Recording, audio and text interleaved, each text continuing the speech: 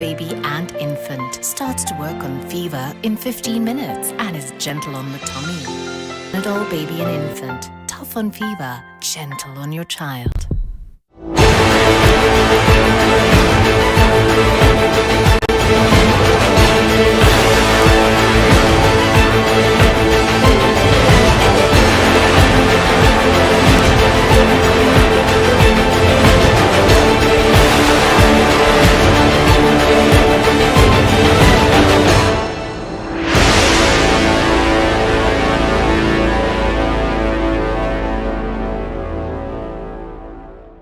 Komesha Corona. Wash your hands using soap and running water or use an alcohol-based sanitizer. Maintain social distancing of 1.5 meters and always wear a mask. Avoid wearing your mask under your nose, under your chin, because this doesn't protect you. The droplets can still land in the environment and things can still land on your nose and mouth. Komesha Corona. Okoa maisha.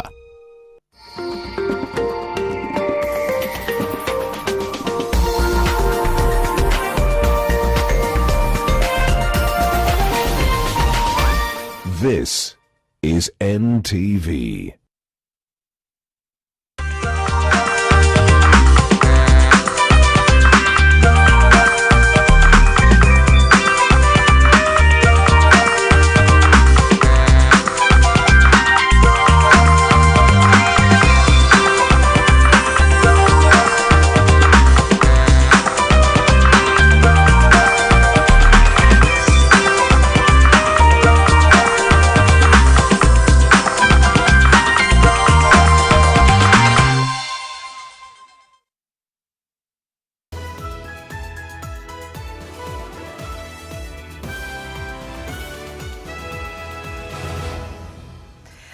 Good afternoon. My name is Olive Burrows and the lady is in red after all. It is Valentines in a couple of hours. But first, let's get done with the day's top stories. And this afternoon, a lawyer, or rather an advocate who acted for Deputy President William Ruto before the International Criminal Court has crossed over from the defense side of the table and now has been elected lead prosecutor of the Hague-based court. He will be taking over from Fatou Bensouda, who leaves in June. Karim Khan will be serving for a 9-year term.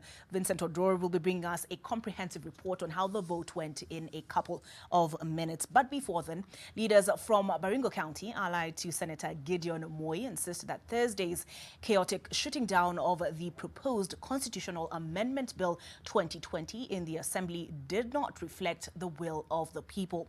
The KANU members of Parliament, I should say, and the senator was speaking in Njoro in Nakuru County at a public event to rally residents to support constitutional changes on grounds that it will see more government funds trickle to the grassroots.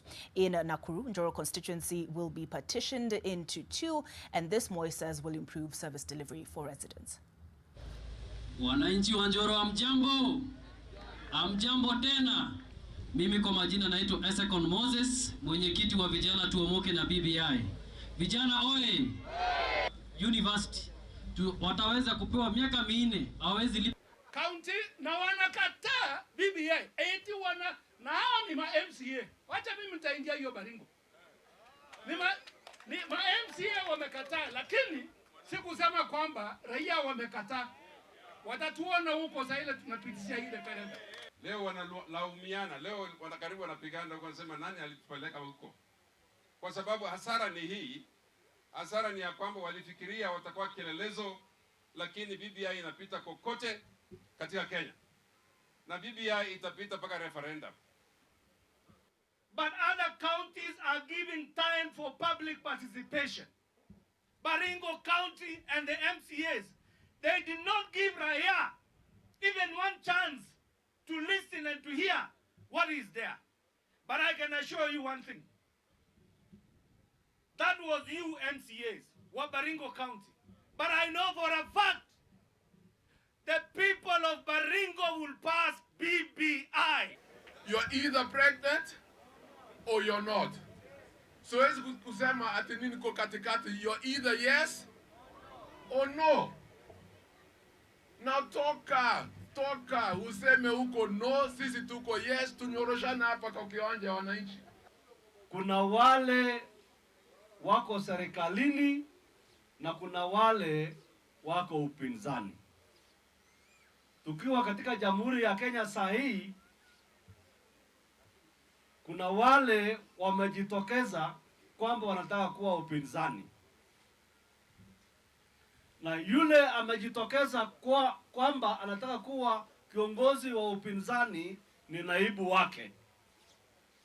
Sasa Mheshimiwa Rais iko namna hii, kwa sababu katiba haikupatii nafasi ya kumuondoa kazini. Utukubalie tu kama wabunge, utupatie tu hiyo ruhusa.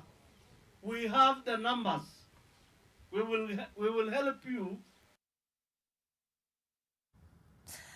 Interesting sentiment there by the Baringo Senator Gideon Moyo. You're either pregnant or you're not. Turns out the fathers of the Baringo County Assembly say mtoto si wetu.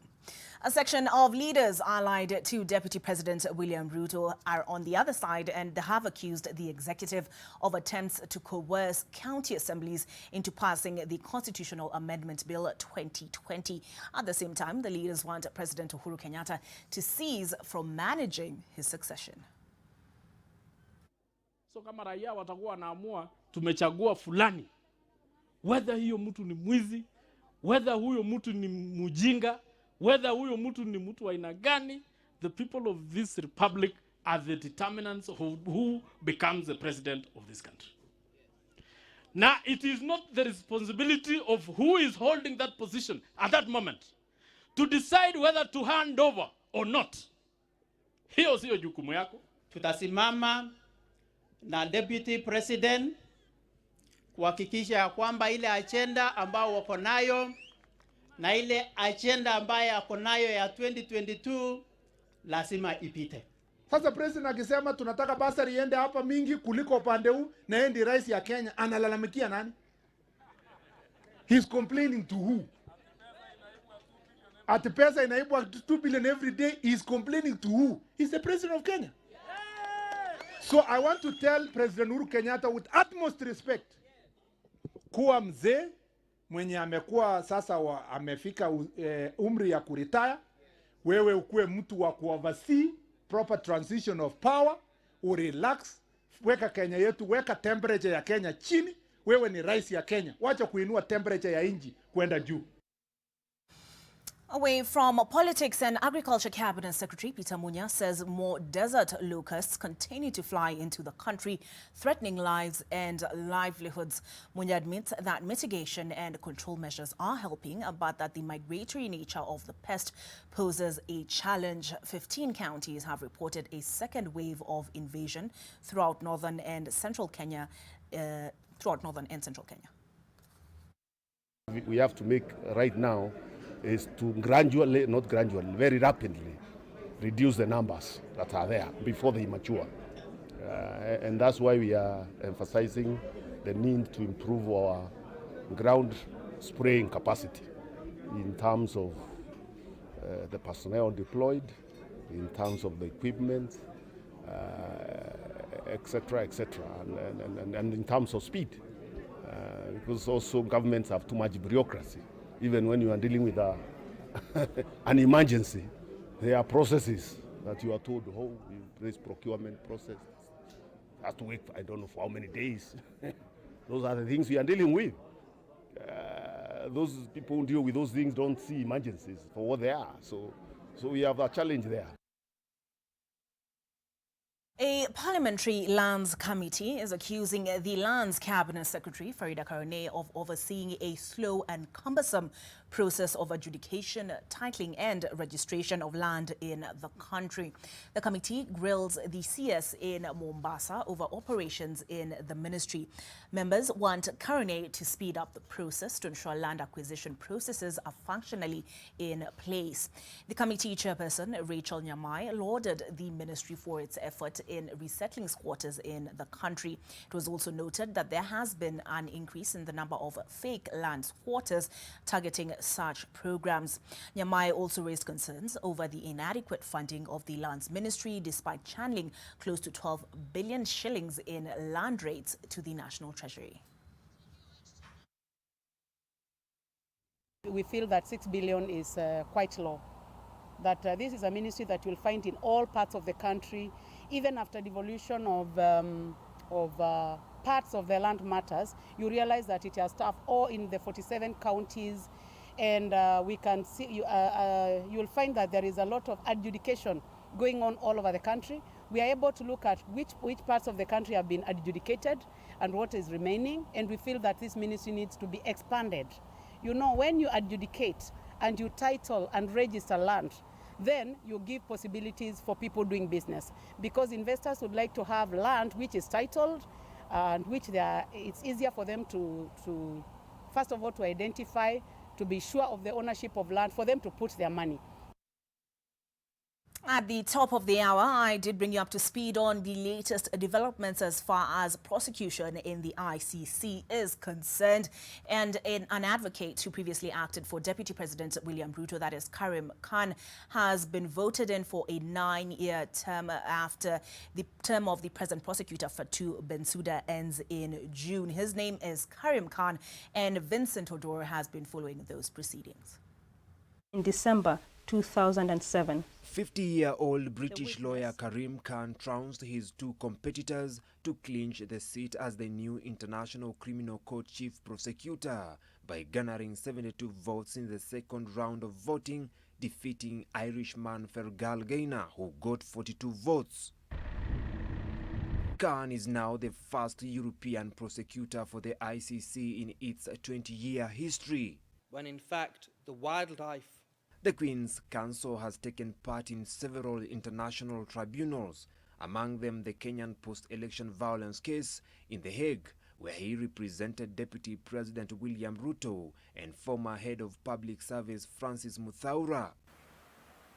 The two are among 6 charged at the ICC for crimes against humanity in connection to the 2007-2008 post-election violence in Kenya. Charges against Muthaura were dropped in 2013 after a key witness against him recanted his evidence, while Ruto's case was terminated in 2016 following claims of insufficient evidence. These made Khan at the time a darling to Ruto's supporters and popular in Kenya. Khan is said to have relied on his vast contacts in Africa and Asia to lobby for the seat. Late last year, the Directorate of Criminal Investigations announced plans to revive the post-election violence cases, more so in Ruto's political backyard of Rift Valley. Kinoti had invited victims of the poll chaos to record statements at the DCI headquarters, but was later called out by President Kenyatta. Vincent Odur, NTV. A timely water project has been launched in the torrid Turkana County, expected to serve at least 10,000 locals by improving water availability for domestic and livestock use. It will also increase water points and improve sanitation. Devolution and ASAL's Cabinet Secretary, that is Arid, Semi-Arid Lands Cabinet Secretary Eugene Wamalwa, says the water project will be a major boost in the county, and the government investment will end the challenge of water shortage in the region.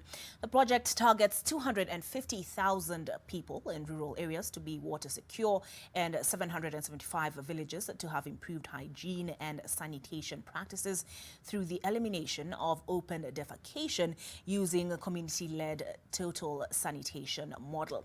According to the Turkana County government, 93 sites have been identified for drilling of the boreholes in the 2 sub-counties. Mahali yote nasimama, ngine nakaa na kiu ya maji. Sasa hii imetusaidia sana. Kando na huu mradi wa maji tumezindua hapa kwenu, tuna miradi nyingi tunapanga na serikali ya kaunti.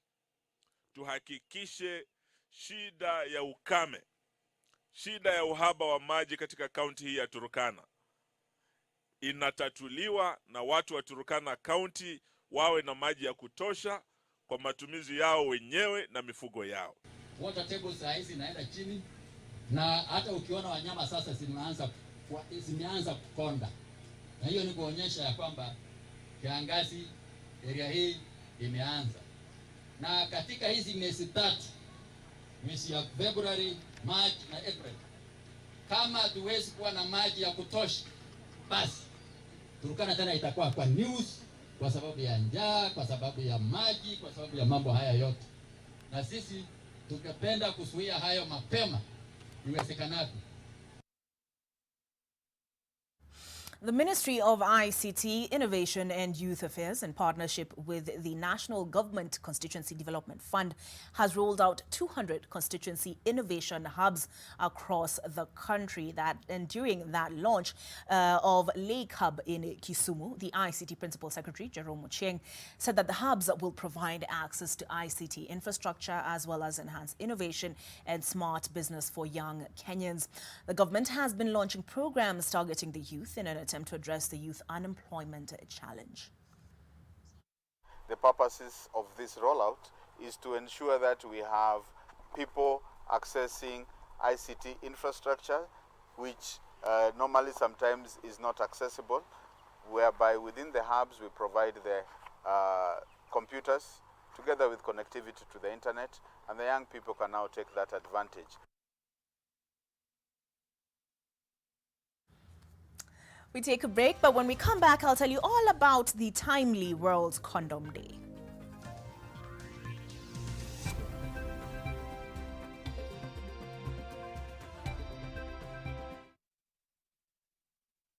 Royal Mabati offers cost-effective, weather-resistant quality sheets. Get gauge 28 at 670 Kenya shillings, gauge 30 at 370, gauge 30 met at 530, Royal Alu Zinc at 280 Kenya shillings. Buy today and lipa pole pole with a guaranteed delivery countrywide, located along Mombasa Road, Mlolongo, and at different branches in different towns. Call us today on 0722 638383. Royal Mabati Factory Limited. We are the best. The Ministry of Health would like to remind all Kenyans that coronavirus is still among us and that we must continue to adhere to all preventative measures to contain the spread of this deadly disease, including proper wearing of face masks. Avoid wearing your mask under your nose, under your chin, because this doesn't protect you. The droplets can still land in the environment and things can still land on your nose and mouth. Komesha Corona. Okoa maisha. Maji mdosi wangu ametupa simu yangu ndani ya maji. Mdosi wako kwa sawa? Venye Nkirota ameniambia ajui na akimpigia simu ashiki. Hi! Guy! What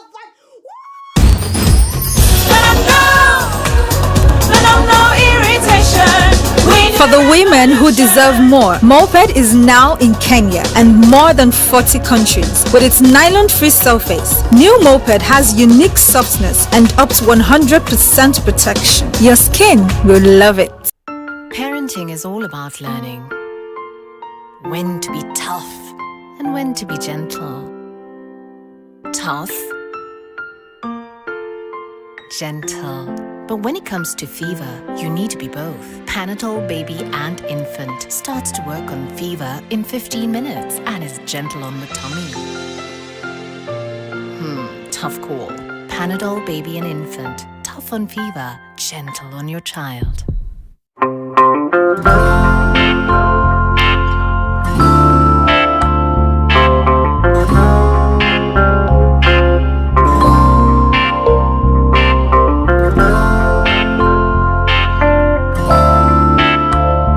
Breaking news from Molfix. Let's see what they're developing right now.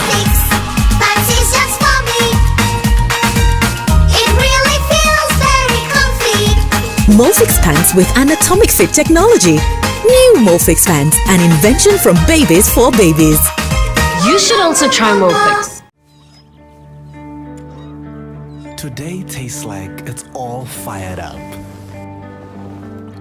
Like it's cooling down. Tastes like open air and closed eyes. Today tastes like a Sunday barbecue and I've never tasted this good.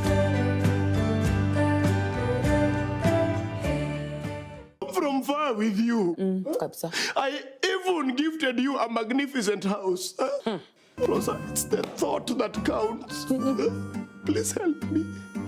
When it comes to fever, you need to be both. Panadol Baby and Infant starts to work on fever in 15 minutes and is gentle on the tummy. Panadol Baby and Infant, tough on fever, gentle on your child.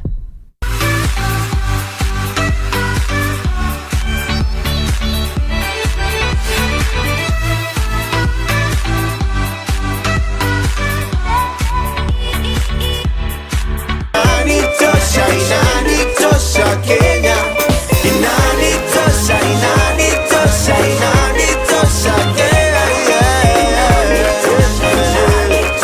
inanitosha Kenya, inanitosha.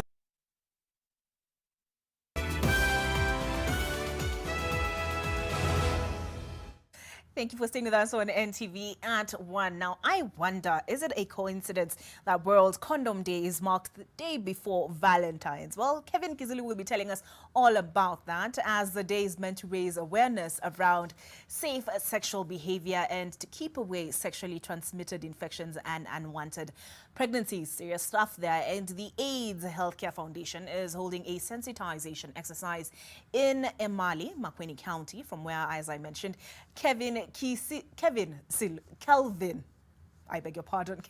Silu joins us live. Kelvin, I do beg your pardon. What is the theme of this year's celebrations?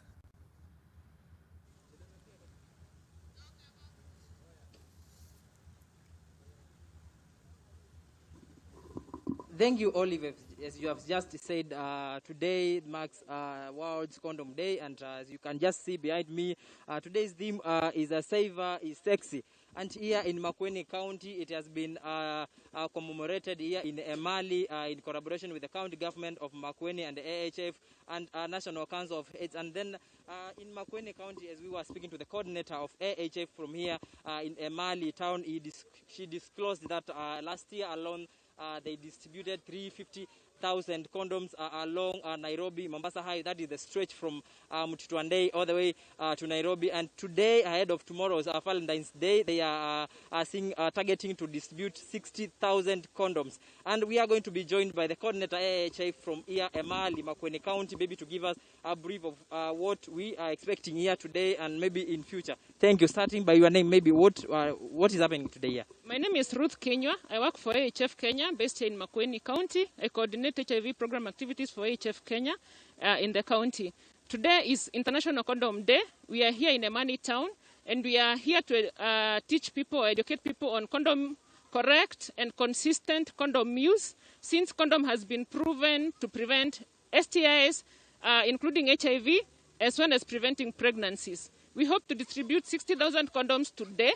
And we hope by the end of this year, we'll have distributed 360,000 condoms in Makueni County on Mombasa Road, Nairobi-Mombasa Highway from Manini to Mtitwandei. We've installed several condom dispensers, and we are hopeful, and we know that people are going to use the condoms to prevent themselves from getting infected with STIs and HIV. Thank you very much. Are we also going to be joined by the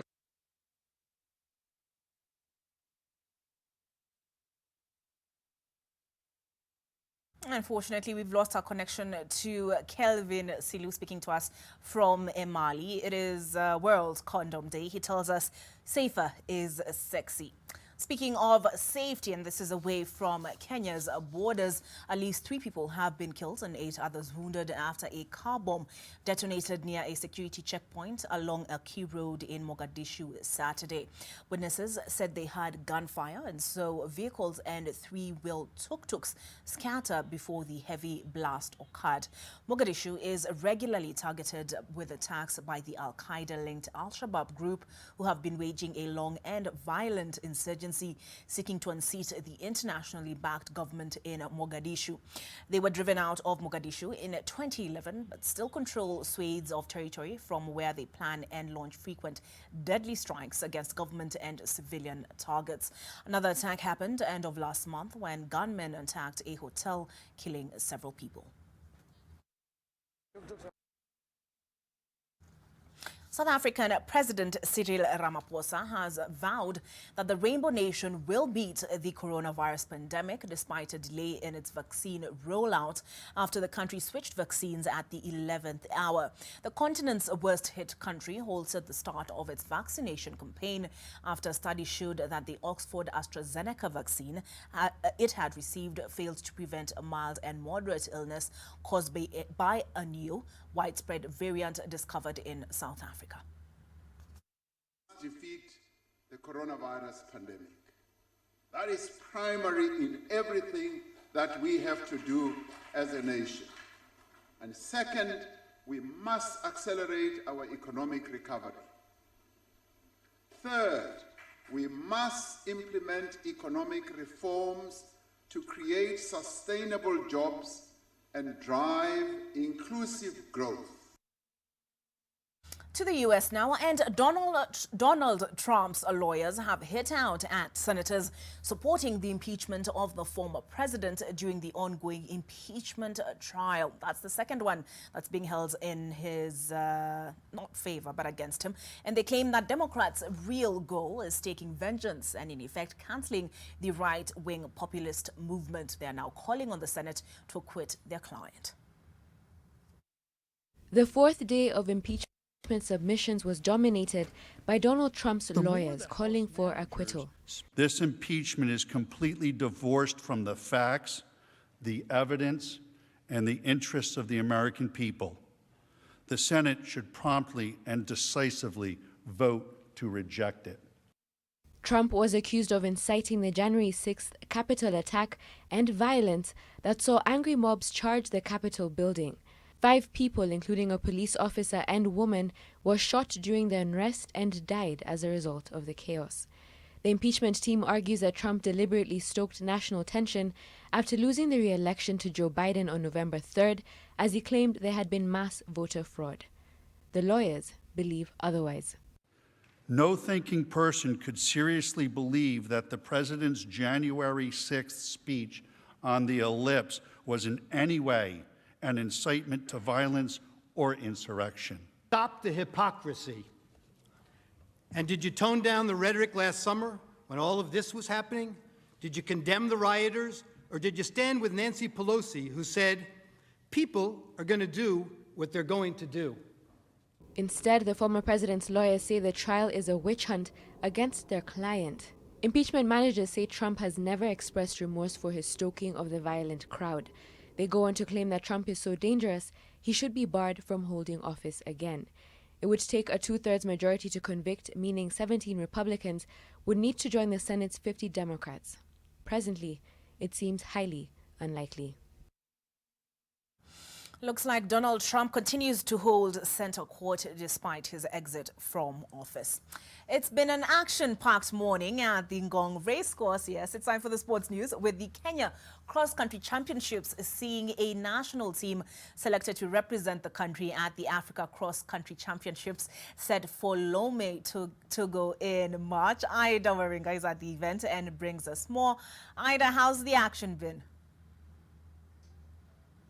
Great, Olive. Well, the action has been action-packed, you know.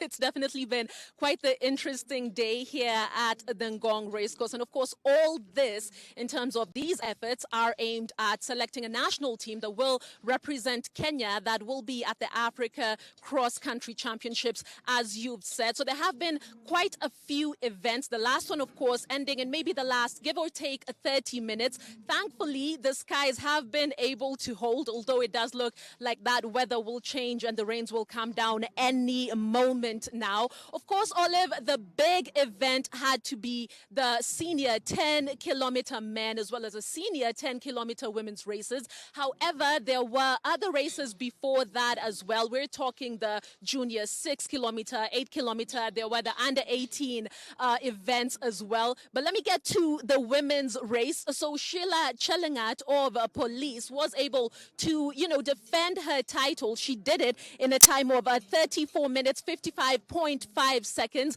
It was an amazing race, Olive, and especially because they really pushed each other to the very end. Of course, Daisy Cherotich came in second, and an interesting one as well, Ruth Chepngetich, who I'm sure the sports lovers and sports fans will know that she is the reigning world champion in the marathon, did take a third in a time of, I will get that for you shortly. But looking at the men's race, well, Rogers Kwemoy was able to take it. 23-year-old, absolutely blistering form when we talk about that 10-kilometer senior men's race, changed the lead thrice from Michael Kibet, who won the North Rift Cross Country Championship. Lots of people actually thought that he might be able to take it, although, Olive, this had been touted as a race between the two lions, if you will. I am talking about previous world half marathon record holder, beg your pardon, Jeffrey Kamworor, as well as current record holder Kibiwot Kandie. It wasn't to be. Kamworor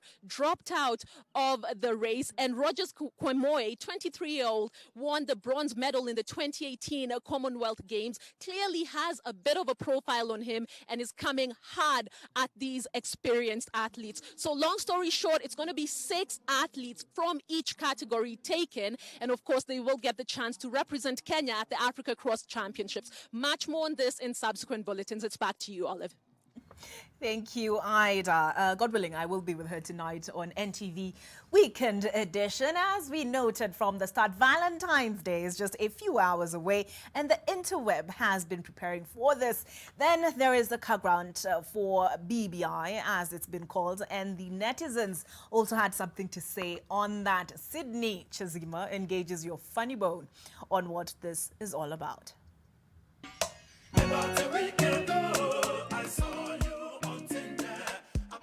Ladies and gentlemen, especially gentlemen, your battle has begun. The sun rises on the day at the center of your wars and woos in under 48 hours. Just to be clear, this is the week many have been and still are fighting to take a flight to the proverbial men's conference slated for this Sunday, coinciding with the Valentine's Day. Their theme song this year,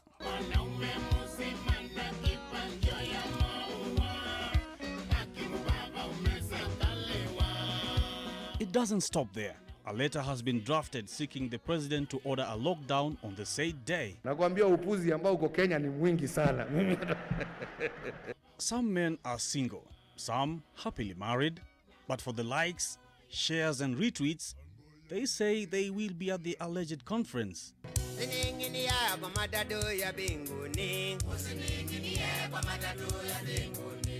In short, stay home, sanitize. Don't take your situation for granted, but also don't be the holier than thou type of guy. Kama unasikia umeokoka sana wewe kufa kwenda biguni.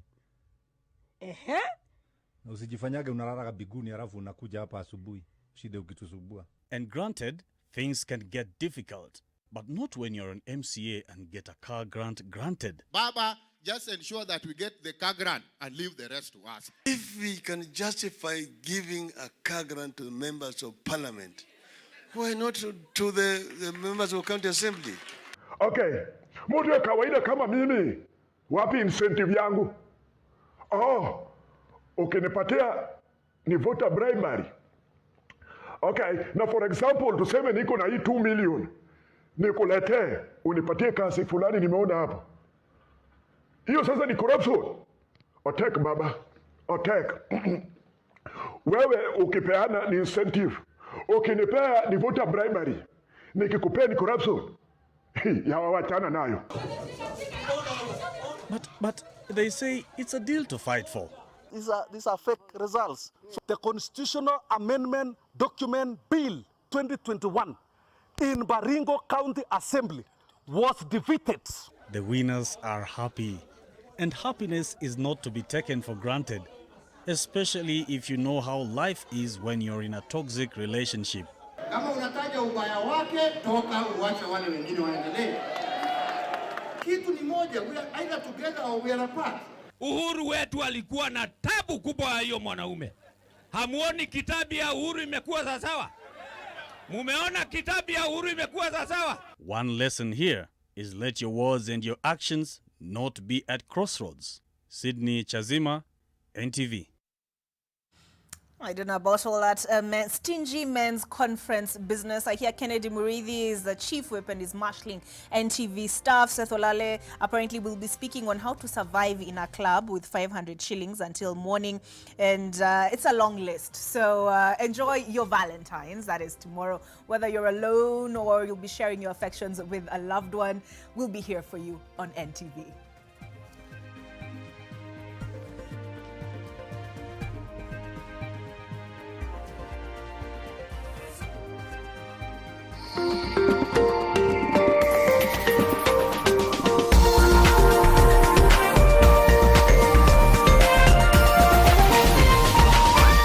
This is NTV.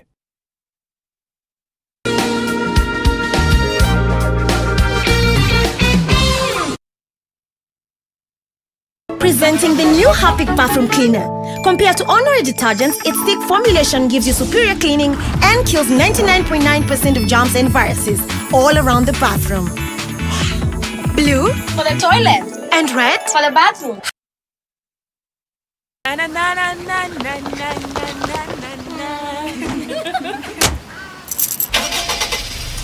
When I open my eyes, I see beauty you can't believe. Oh, mama, no place I'd rather be. Kamasi Kenya, duniani hamna kama we, nothing better. Si unapendeza, let the sunshine over you, my love. Your sounds heal my soul, nothing better. Kenya unapendeza.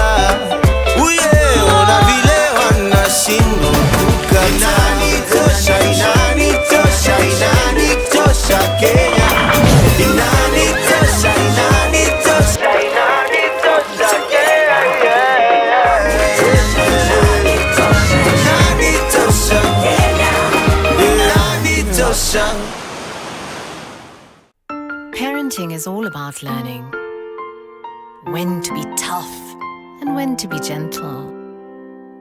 Tough, gentle.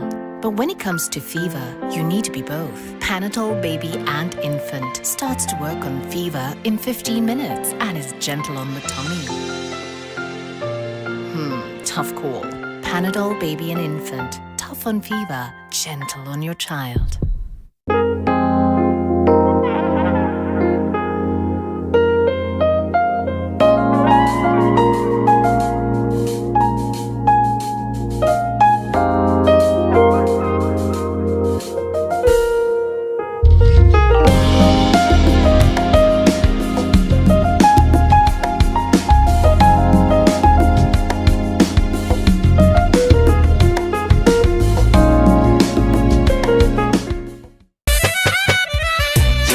Thank you so much. Thank you. Thank you. Thank you. Thank you, Auntie Lina. Thank you for making us. Thank you for making us your favorite drive show crew. Nation and friend, we love you. Oh, thank you, people. This is the bad guys I'm stitches. I got you good. Yewa jamaa mechizi yani. Tunajibamba na show yenyu. Muendelee hivyo hivyo. I came to rap it up, do my thing. Thank you for listening to 96.3 Nation FM. Of course, Anton